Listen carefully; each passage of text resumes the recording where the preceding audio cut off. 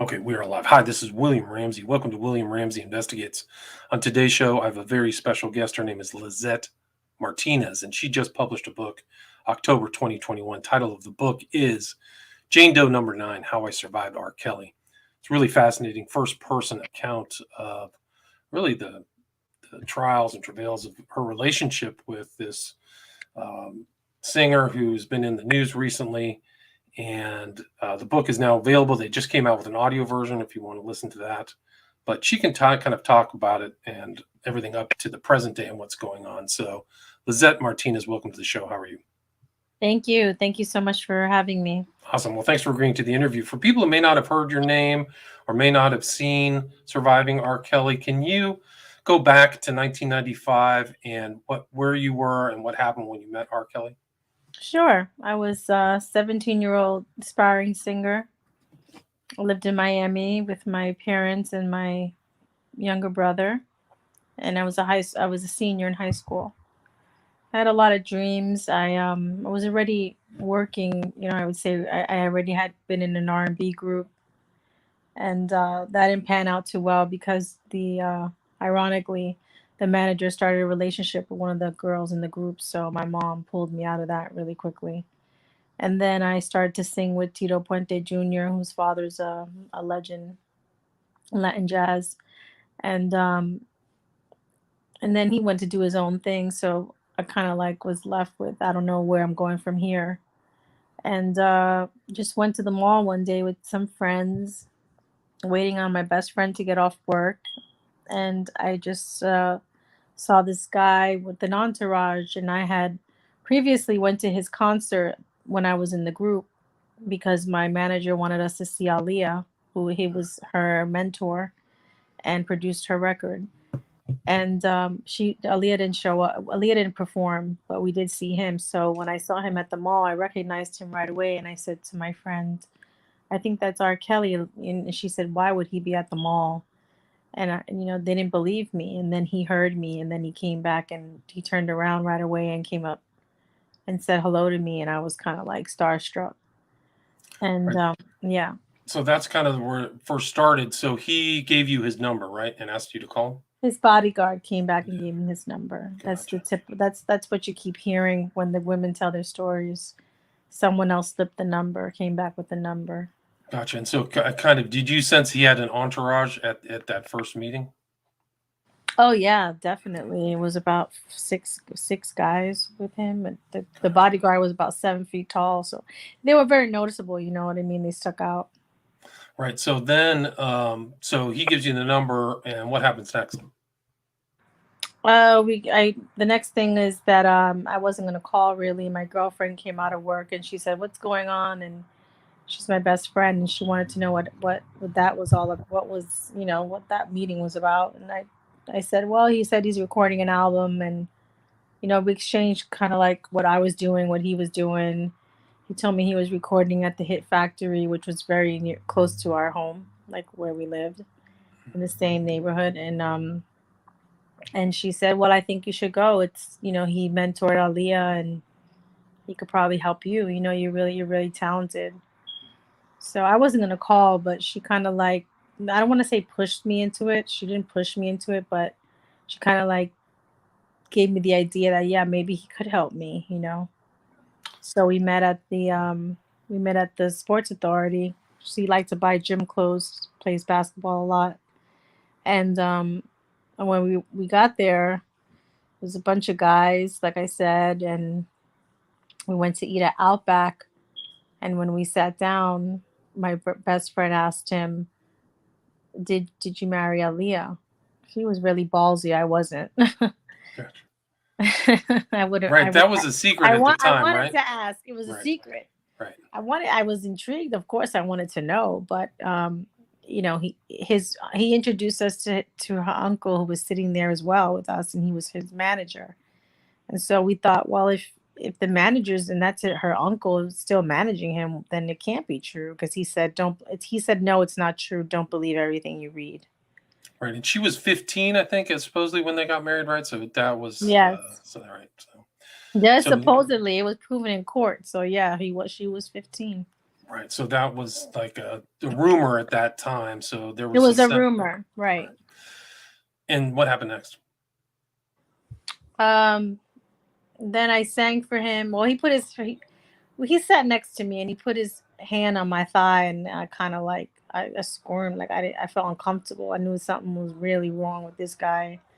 Um, but I stayed. I really wanted to be a singer, and more importantly, I wanted to get out of my house. My home life wasn't the best, and I really wanted to help my family too, but I really wanted out. And I say that because people say, "Oh, what if he put his hand on your lap? Didn't you know?" I was a kid. I was 17.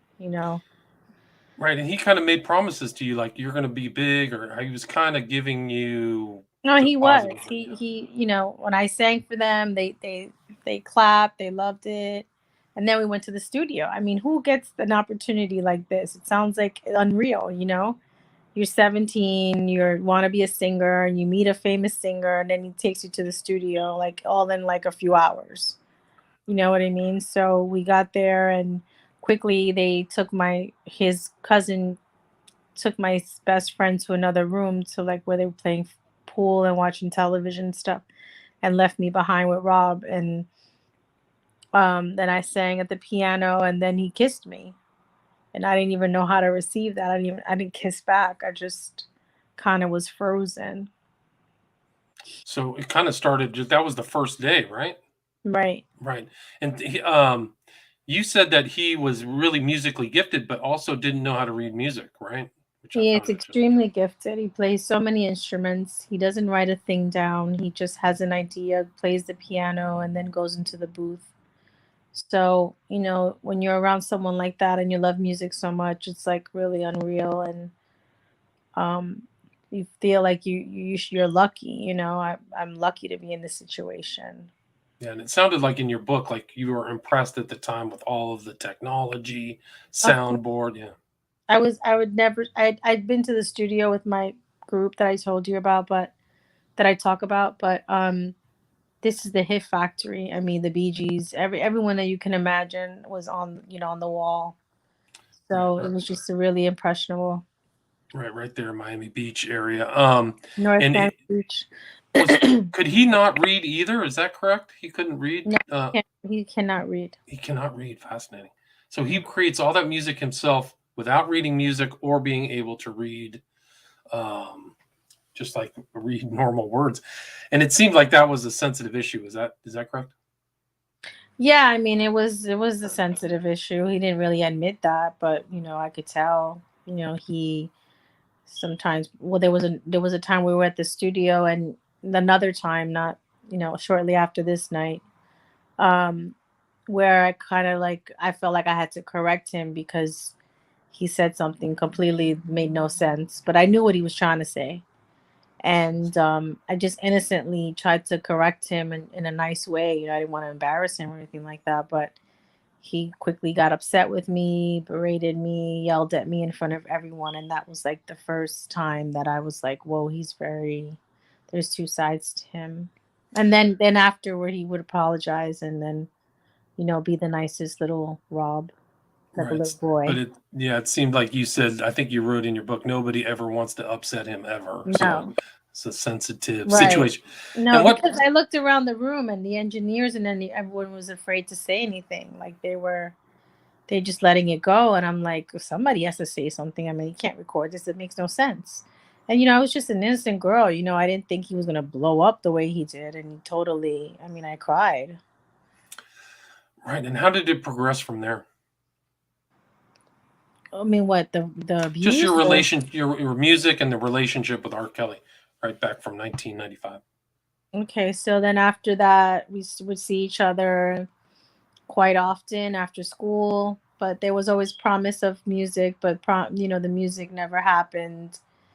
And he went away to Chicago and came back quickly, and then invited me to a party, and that's where I say the rape happened, because I was given alcohol and I never drank alcohol. And yeah, that's in the book. Right. So that was kind of the first time. And also, can you retell the story about what happened at the beach too? Oh, yeah. Well, um, there was a day that I didn't go to school. My aunt and uncle were in town, and I wanted to spend time with them because I never really see them. They were in New York. And I went to the beach. We were on the bus, and then we got off the bus and we were walking, and I just saw like a car with a bunch of guys, and I just had a really bad feeling. And so I just kept going to the beach, and then he appeared on the pier, and he was just staring there, like standing there for like forever, just watching me and my aunt.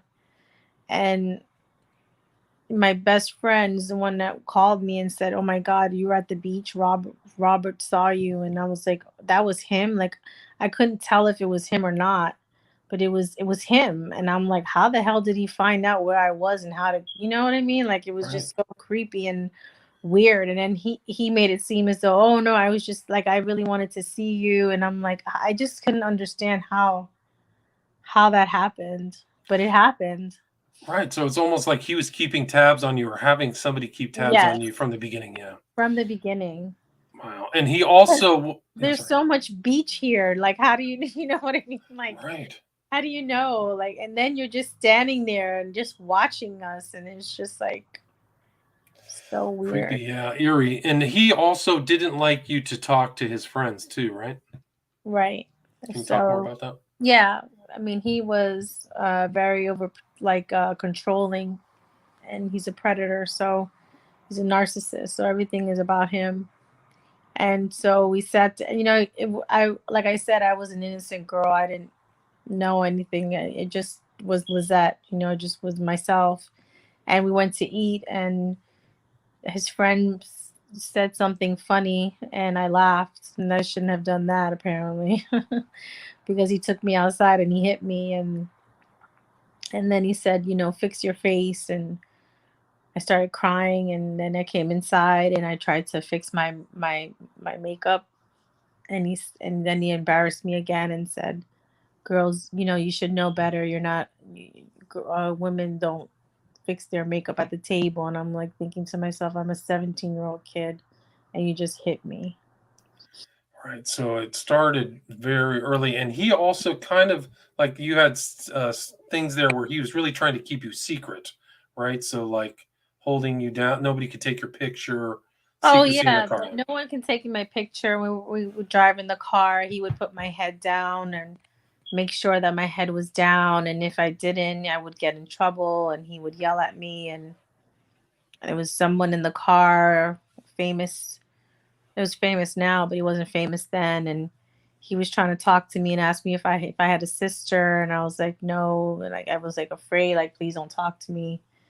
And he got really jealous, and it was just a lot of abuse. I was really abused by this person. Right. And the age difference was significant. How old was he at the I was time? 17 and he was 28. 28, right? So he's 10 years older. And you kind of got the, I mean, I got that sense in your book that you soon realized you weren't the only one, right? Right. I mean, there was an incident where I went to the house, and he jumped the fence because he wasn't. What a story that is, but yeah, he jumped the fence to get in the house, and he told me to, and he told me he was going to be there, and then the gate wasn't open, and go in the house, and I was so afraid of him. And I said, okay, fine. So we did. And then there was girl stuff everywhere. And I was just like, what is going on here? I didn't know what was going on. It's supposed to start off as a mentorship, and then it's turned into this, my first relationship ever. And yeah, he just had other girls. And I found out later on, I found out when the documentary aired that there was actually a girl at my school that was having this relationship with him as well. Wow. I didn't Yeah. know that till I was a grown woman, till I came out on BuzzFeed News in 2018. My friend sat me down and told me that, and I was like shocked. I was like, "Oh my God, how many more? How many other victims are there?" Right. And I mean, I thought saw a sequence, not in your book, but that going to high schools was his kind of his Right, MO. Yeah. right. I mean, but the thing is, like, this person is very, uh, he knows what he's doing. He knows how to make his personality into someone like younger that you feel like it's your friend. You know what I mean? It's like there's three different people. It's like Robert the kid, and then Robert the abuser, and then Robert the singer. It's like so many different parts of him that you never know what you're gonna get. Right, and I think you said it wasn't all like he bought you things, he took you places, so it wasn't all, there were moments of No, abuse but he and was grooming me. grooming, See, right? that's what the thing is. This is grooming. This is what you call grooming, because it would all, the way I ended up, as a sex. I mean, let's just put it. I mean, I was just like a prostitute sitting in rooms waiting on him, and a girl that was so happy and so innocent, and then he turned me into that, and then not only that, gave me an STD that I have to live with forever. And he got you very sick with mono. Can you talk Right. about that? Well, yeah, I mean, I went to a concert of his, and I saw him, and I hadn't seen him in a little bit, and it's one of our, like, I didn't want to really be bothered with him. I wanted to go to my prom. I wanted to get back to my life, and then he appears again and promising that he's gonna get his record label. At this point, I didn't really give two shits. I was like, I don't believe anything he says. But at this point, I was already groomed, and I felt like I loved him. Today I know that's not love, but I thought I was. I was a young girl, and I'm an empath, so I kind of like felt for him too, because he was abused as a kid. So I had all these emotions and all these feelings about the situation. So I did see him again, and he gave me mono, and my mono turned into Guillain-Barré, and he was nowhere to be found. He sent my mother $1,000, and that was it. And I almost died. I was in the ICU for 3 weeks, and they told my father prepare for a funeral. And Yeah, when I yeah. did speak with him, he said, "Oh, I had that, but I'm better." And I have found out that he canceled some concert dates. So So he didn't tell you. He didn't. He was trying no, to. Yeah, well, yeah. And you kind of had to learn to walk again, and all I this. had to Yeah. learn how to walk. I had my whole nervous system basically was shutting down. And if my dad hadn't taken me to the hospital when he did, my lungs were going to collapse within the next few hours. I mean, I was really, really, really, really sick. Wow. And, I had to learn how to walk again. I had to learn how to use the knife and fork, and my face was paralyzed. It was a nightmare. I mean, it was really, really, really scary. And can you kind of talk like he has had such a furtive, kind of shady, like he was always moving and kind of he wanted you to keep flying to Chicago and meet him. Can you talk about some of those stories about that the traveling that you did to kind of Uh, sit in these hotel rooms? Like it was Yeah, I very mean, when I turned 18 is when I started traveling, because I guess he knew that was, 17, you can't travel. You get charged with the Mann Act, which he did ironically get charged with that. right. Good point. Yeah. So, yeah. So he said, when I turned 18, I moved to New York City, and I lived in the Lower East Side with my aunt. And that was another situation. I come from families that there's a lot of alcoholism in the family. And she was, and I mean, she meant well, and I loved her to death, but it wasn't a good situation. But I wanted to get away from my mother, and and him too. I kind of like just wanted to get away from everyone, so I moved there, and then he found me again, and I went to Chicago. And the first time I went there, he showed up when I got there, and then didn't show up for another 2 days, and I'm sitting there with no money for food, not knowing where he is, calling to find out what's going on. Then it shows up that, like, right before I'm leaving, and makes me, have sex with him and do what he wants, and then just leaves again. Like, that was the introduction to Chicago, and it was awful. And I cried the whole way home. And you did that for a certain period of time, correct? Like travel to Chicago and Yeah, I did. I did that. I did that for a while. yeah. But then And you saw he wasn't the only sometimes, one. no, sometimes I would see young girls at the hotel, and I'm like, this is like a 5-star hotel. This is a very expensive place. Like, they have to be here for him. Like, I just had the feeling Like after a few years, I was just like, I just got hit to the game, you know what I mean? And I lost myself and I started to become really depressed in those hotel rooms. I had a miscarriage in that hotel by myself, you know. I just went through hell, you know. I just didn't know how to just completely, you know, walk away from him. I gave up on opportunities that I had from my own career because he was like, I don't want you to do that. I'm gonna do it. I'm gonna help you. I'm gonna get my label, you know, because he was gonna get his own label under Sony or Jive Records. And he did eventually, but I had already been long gone. And you know, he said he had plans for me. And so I rushed back to, you know, I was in New York about to meet with Motown executives. You know, these couple that I met really believed in me, and they told me they wanted me. It makes me cry because that was like a really big opportunity, and I just didn't. I didn't follow through. You know, I was just so out of it and so not myself. I mean, there's just like you, it's pretty clear like you're in an abusive relationship, tons of anxiety, Yeah. depression, and some like you're going through emotional roller coaster. It seemed like, and it was worse. Like you told a story of some people next to you in the hotel room. Can you retell that story? You mean when the young women that were there? Yeah, didn't you discover him in a hotel room right Yes, next? Yeah, yeah. yes, yeah, You I talked did. about that. Yeah, there was a time where he never showed up, and his manager at the time, well, it was his role manager. He came, you know, he came to my room where I was staying with him, and he was like, "Oh no, I'm gonna switch your room."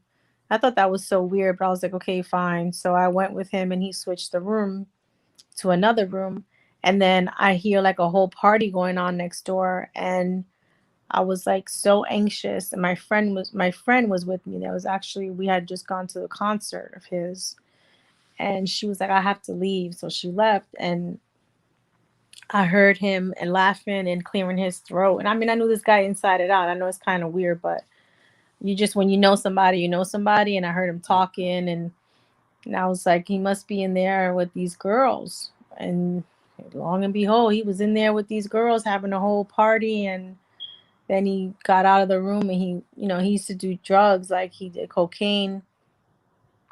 I never did the stuff. I never did anything like that, but I knew what it looked like and how he would behave. And he came out and his pants were undone, and it was just like, oh, I was just crying. I was just like hysterical crying, like, what is going on? Like, well, how could you do this to me again? And then he was blamed it on me because, like I said, he's a narcissist. And oh, you always want to be with your friends. And I'm like, I want to be with my friends because I'm a teenager, you know? I'm still like 19, like, 20 years old. I'm still young, and you just have me here. And my friends didn't like him. Everyone that knew, something, they didn't, not everyone knew because I was very private with it, and I didn't want to tell anyone what I had turned into. I was embarrassed. Um, but people that did know closest to me, they just really, really disliked him. And how did you start taking those steps to put him into your past? Well, I moved out on my own. I got an apartment. I started working at the hospital, and I kind of just wanted a normal life. And I started to, just work and a normal job. I gave up on my dreams. I didn't want to be in that industry. I thought it was dark and it was horrible. And so, I started to kind of like rebuild my life by myself. And then I went to Chicago to see a friend, and he tracked me down again. And he was like, I want you to stay. And I'm like, how does this guy know that I'm here? And how is he calling the phone? Like, right when I'm sitting here packing my clothes and begging me to stay, and he'd give me any amount of money. And I just didn't want to. And then there's something else that happened that someone reminded me of. I met up with an old friend. He's like, you don't remember that Robert called my house and said, I'll give you $1 million if you give her back. I guess he thought the guy and I were were seeing each other. Hmm. And I'm like, are you serious? And then I started to remember. It's like sometimes you put things away and they don't, like you forget about things, and then someone will say something, and then you're like, oh my God, yeah, that did happen. And it was like, this is the creepiness. Like, how the hell did he track my friend's phone number down? Like, he had people on me. He knew everything I would do. If I would leave the hotel, he knew. Right. You said that. Yeah. So somebody was watching or something, like Right. either the Somebody was doorman or watching me. something. Yeah. Hmm. There's segments in your book of like you have this eerie feeling of somebody watching you. It's really something else. So it's amazing. Like he had a network of contacts or something, a big entourage. A Strange huge thing. Yeah. entourage. Yeah. And I think he had people in the streets. He would pay to sit there probably at the hotel and just watch me. Because he knew everything. I mean, he like I even know you went down and smoked a cigarette. Like, Right. all kind of like he knew everything that I did. Yeah. That's how it gets really crazy. Yeah. Really crazy. So you kind of, how long was your relationship from when you met him in 1995 until it ended? Almost 4 years. 4 years. Yeah. And so you There kind were of, periods in the book, like you see, that I try to get away from him, and then it's back again, and it was a vicious, terrible cycle.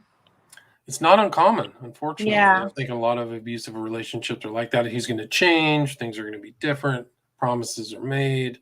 Right. I mean, that there's like a standard kind of like dynamic. So you get out and kind of go on your own way, live your life up until fairly recently, right? I mean, you didn't hear much from him for decades. Is that correct? I didn't hear anything from him, but when I had my kids, I'm not gonna give it away, but I did see him again. If they read the book, they'll understand that there was another meeting. Um, but I walked away. But it was really weird, also a really weird encounter. Um, but yeah, fast forward May of 2018, I reached out to Jim DeRogatis, who is a music journalist and a professor, and he's an investigative journalist as well, and he has been reporting on this, Robert, since the tapes landed on his lap. Like, they mailed the tapes to him, and he gave the tapes to the police. And this, I'm talking about the tapes that led him to be charged with that child pornography, where he went to trial in 2008 and got off. Right. And And so, Delgadas was in South Beach too, or he's in Miami Beach too, no, right? he was in Chicago, Chicago. but Okay, sorry. the thing is, like, when I called him, when he called me, because I emailed BuzzFeed and they called me right away, and I said I don't want to talk to anyone except Jim, and they were like, okay. So Jim called and he goes, I've been waiting over 20 years to talk to you. And I was like, what? He goes, yeah, Barry Hankerson told me about the girl in Miami, the Spanish girl. You better find her, because he did a number on her. So And he had been waiting on me. Barry Hankerson was part of the entourage, right? Right. That was Right. Aaliyah's uncle. That was Aaliyah's uncle. Gotcha. So that was kind of like the reporting was. I was almost. I likened it to Epstein's story, where I think it was Julie Brown in Miami did a report, and that kind of Right. peeled the onion. So do you feel like this was the same type of thing happening in 2018? I believe so. He never let it go. He really believed that brown and black women matter, and he never stopped, reporting on it. And I mean, he had death threats. He had his house shot up. Like, this man didn't have to get involved in this, but I have a really good relationship with him. He's my friend, and I trusted him. Like, I knew he was the one that I wanted to talk to first. Over, I didn't even want to talk about it anymore afterward. I didn't plan for all of this, you know. And he told my story, and in the article, and it's called "He's a Predator," and that was my quote. He's a predator. And when that came out, NPR reported the response from the PR team was that he was brokenhearted. And then I said, well, my response is I was life broken. So there you go. And so that kind of unraveled, and then the next step was the producers at Lifetime wanted you to be involved in a documentary, correct? Right. Joycelyn Savage's parents. So Joycelyn Savage is the young woman who's still with him. She's sticking by him. Mhm. And he kind of did the same thing with her. She wanted to be a singer. She was from Georgia, and in college, and she left college, and she became so isolated from her parents that her parents, went to Jim, and Jim reported the story, and then he reported Jahan the Pace's story, she was 16 when he started a relationship with her. I don't say relationship. He started raping her because that's a rape. Right. Um, Statutory rape. Right. right, and he was a grown man, and he was on trial for child pornography, and there he's meeting a 16-year-old and starting that with her. So this man is very sick, and needs to be away forever. So when I heard about these people, I said I better say something, because um I have to give them, I have to say something, because this has been going on for too long. Where they're calling them liars. They're not liars. I know that they're not lying. So the parents reached out to a production company because they wanted to expose all of what had been going on. And they had learned about me from Jim and my story, and then they had the producers call me and ask me if I would be interested in going on the record with them. And so that was it. And the experience was kind of like opening old wounds for you. Is that correct? Would you agree with that? Absolutely. I mean, I didn't, I'm all from my heart. You know what I mean? I do things sometimes, and I don't think them thoroughly through, like how it's going to affect me, because I'm always worried about everyone else, and helping everyone else. And that's something that I'm working on. Um, like an empath, it's sometimes it becomes truly exhausting. And I got involved in this thing, but my life was really good when I got involved in this. I really didn't have to. I really wanted these girls to come out, leave him and leave the house, and I wanted the parents to have someone to stand by them and say, yes, this happened to me, the same exact story, they're not lying, this, we need help. And that's why I did it. And I wanted him to be held accountable, but I lost my job. I had break-ins in my house. um just everything you can imagine. Threats. Yeah. Threats, Threats. Yeah. online Social bullying, media. Yeah. social media. I mean, kill Lizzette pages, just going after my kids. I mean, everything you can imagine. The documentary, producers made a lot of money off of this, and I don't think they understood thoroughly how to deal with survivors. Looking back, I'm like, there's certain things that need to happen. You need to have a trauma informed specialist there, a therapist on set. If the person is breaking down, you don't just sit there and just Keep filming. Yeah. keep filming. Like, this is a real person. This is real life. They profit off survivor stories, and they don't protect us. And that's why I really wanted to add that into the book, because I'm calling on Hollywood to step up. Yeah. Don't hold your breath on that. I mean, unfortunately. And you actually were interviewed by the FBI too, right? That's right. Can you talk about that? Yeah, I met with them.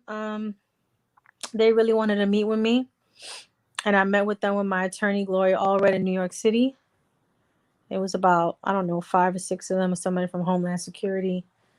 And they believed me. Like, they told me, we believe you. And it wasn't an easy thing to do. I mean, even when I think about it, I get like, my body starts, I get like a little bit feeling of anxiety, because it was a lot to go through, and to talk about yet again.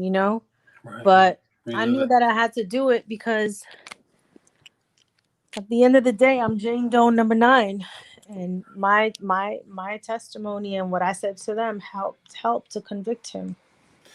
And Gloria Allred said in her 47 years of legal practice, he was the worst predator she had ever seen. Like, Right. that's something else. And right, so I mean, I mean, for me, the vastness of the depravity of what I read about R. Kelly was really incredible. I mean, there's so many people that injured. How many people do you think, in your kind of being around surviving R. Kelly, how many people do you think he really abused? How many women? Hundreds. Hundreds, yeah. I don't think we're even near, but with Wow. how many victims there really are. I mean, this guy, this is what he did. He went around the country, he went around the world, and just picked up young girls. And that's the truth. And there's a lot of women that don't want to come out. They see what happened Right. to us. They may have a new life. It's not easy to do what we did. We gave up a lot. But I'm sure there's hundreds and hundreds. I mean, I don't know. There's a lot. I thought the same thing about Cosby, because I bet a lot of the women went on and got married and had kids and did not want to bring up the ugliness. So the courageousness of those women to come forward, like you, Right. Thank like in you. Cosby, it's I mean, credit It's to you. just some people just don't. They want to. You want to forget. You don't want to get involved in that. But I knew I had to, because I just knew I had to. I mean, there's a greater purpose for me in all of this, and that is to speak my truth and to help other women. And I just was when I was researching kind of the background, I came across a woman by the name of Portia Williams. Have you heard of her? Yes, I have. And she said, this is a housewife of Atlanta, kind of the same thing as you. This is a recent story in the last couple of days, is that she was in the same kind of MO, put into a room, and then R. Kelly would pop in and do horrible things. But she wanted to leave his house after overhearing the sounds of women screaming and being beaten. It's Right. off the charts. It's ridiculous. And I wish, I'm gonna be honest with you, because I don't really hold back when I talk.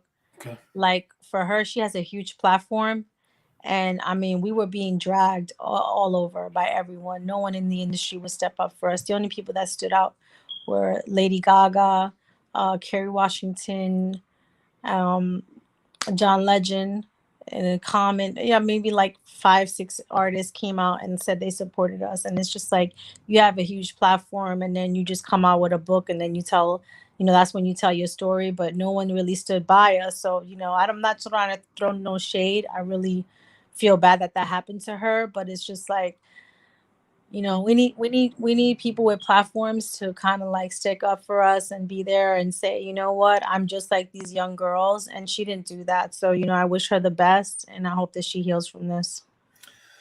Yeah, and I mean that the incentives to keep this person going, they have to know that they're an industry, and so many people are relying on them to bring in money, like Michael Jackson or something, that nobody wants to stop the money train. Is my guess. Is that That's where it is. That's what, for me, I have a problem with people, because like, and I just say it because I say it, like Jennifer Lopez has a song with him.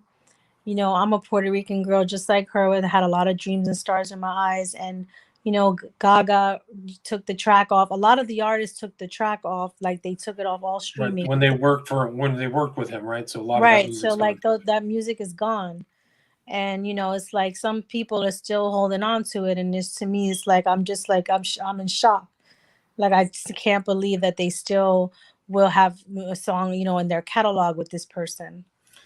Right, child pornography, man act, Mhm. transporting between states, like it really dark, very, very dark. Captured people keep. It's almost like a cult. You can't talk to your It parents. is a cult. It Yeah, is a cult. And I say, I was in a cult. It's just that I didn't live in his house, but I was a part of the cult. yeah, yeah. Mind control, Right. manipulation, the whole bit. Yeah, You and know, it. you Yeah, you forget to be yourself. You just you turn into what he wants you to become. And that's a scary, dangerous thing. yeah. I'm sorry that happened to you. So, Yeah. and he's going to be sentenced in 6 months. What are your thoughts? You said that you would be there, right? Can you talk about that? Well, yeah, I intend to give my statement. They let the victims come in and give statements, so I hopefully will be able to do that. I can't say yes or no because I can't confirm. It's kind of like top secret. I'm not supposed to really talk about it, but I'll just say that I hope to be there, and I hope to address him and let him know exactly what he did to me. And I feel like this is a really good way for me to get it all out, because he'll have to sit there and just listen. No one will be able to say objection. No one will be able to railroad me on the stand. I get to say my piece. They had something like that I put up on my broadcast of all the women who were abused by Jeffrey Epstein. He was dead, but it was very powerful. The court let the women come in the Crime Victim Rights Act and just say their piece, and I think it was very powerful. So Yes, it is. hopefully, and I thanks so much for sharing the story. I'm sure it's painful, traumatic, an excellent book. Really, I felt like it was a really Did you like Superbly it? written. Yes, Did you like because it? first person, it's a first person account. Right. So I think that's really important. I think it's well written. I think I get a so. lot of good feedback from it. I'm getting a lot of good feedback. And it's almost like you kind of got uh, abused by the documentary By the people. documentary, yeah, and everything that comes along with that. So Yeah, yeah. there's a lot more. There's a lot more in this book, guys. You got to get the book. The audio's there. The best place is Amazon, right? Or Barnes and Noble. Amazon, Barnes and Noble. The audiobook is on Amazon, and it went to hardcover, so I guess it's doing well, and I'm very appreciative for everyone that's bought the book and writes a review and reaches out, whatever. I'm very gracious and happy about that. I hope the book helps women and men also. I'm for men too. Men are abused as well. Anyone going through something could read this book. I'm still standing. I'm still going. I'm still smiling, despite the days that I have anxiety and the PTSD stuff. But I keep going, and I just want to help others with my safe homes for women. I'm gonna build one in Puerto Rico with my nonprofit, and we just got to keep the narrative. We got to save these kids. Great. And it has 18 5-star reviews. And where's the best? You have a Instagram page, right? Yeah, it's called People- I am Lizzette Martinez. It's my name. And then I have what else do I have? Well, they can email me if they want to chat or whatever. Anyone that needs help, I'm always around. It's called we write 0413@gmail.com. gmail.com. I'll put that in the show notes. Thank you. And it's 2 Z's, 2 T's, Martinez. Yes. And again, the title of the book is Jane Doe #9, How I Survived R. Kelly by Lizzette Martinez, just published October 2021. Lizzette, thanks so much for your time. Thank you for having me. Thank you so much. Take care. Bye-bye. Bye-bye. Stay there.